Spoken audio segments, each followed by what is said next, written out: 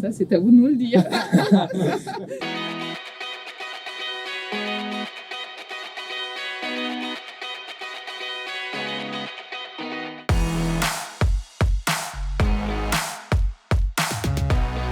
Moi, je suis française, mais je me suis mariée avec Mario, un Italien, et on vit en Italie, à Turin. Ouais, on s'est connus à Paris, mais on est tous les deux attirés par la mer.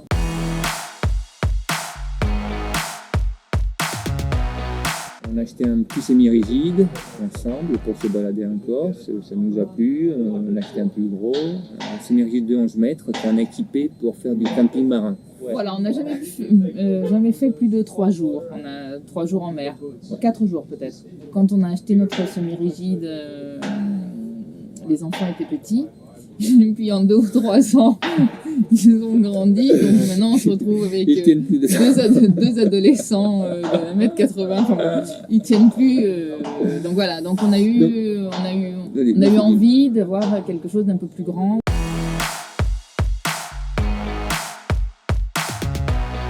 On va chercher un dayboat avec un peu plus d'espace. J'étais quelque part fasciné par le concept du catamaran. L'espace habitable, est quand même extraordinaire.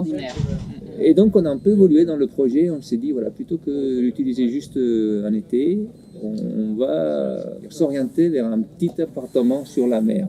Voilà. Qu'on va pouvoir déplacer l'été et faire des petites croisières en Méditerranée.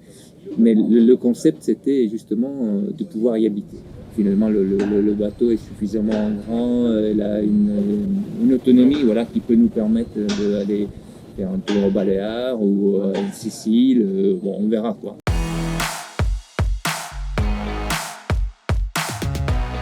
On a regardé un peu d'autres marques. Oui, on a regardé un peu d'autres marques. On a regardé des monocoques, mais rapidement, on a convergé sur Fontaine Pajot parce que... tout est un peu plus grand. Ouais.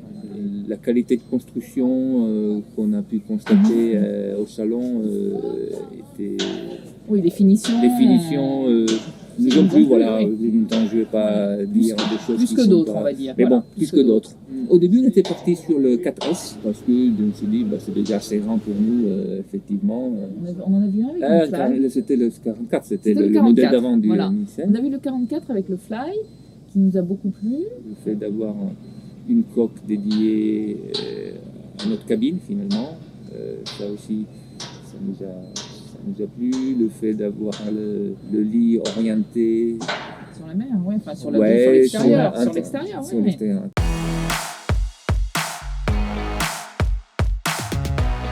Alors, ça, c'est à vous de nous le dire.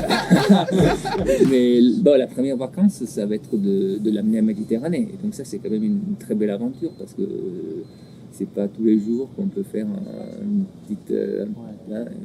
petite balade en Atlantique, passer Gibraltar.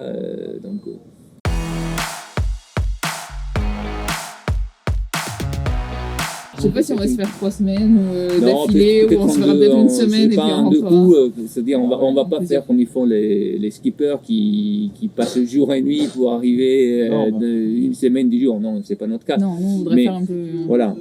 On voudrait que ce soit agréable. Profiter un peu, s'arrêter à différents endroits et peut-être le faire en 2 fois. Ouais, mais on va faire des étapes, donc on va probablement changer d'équipage.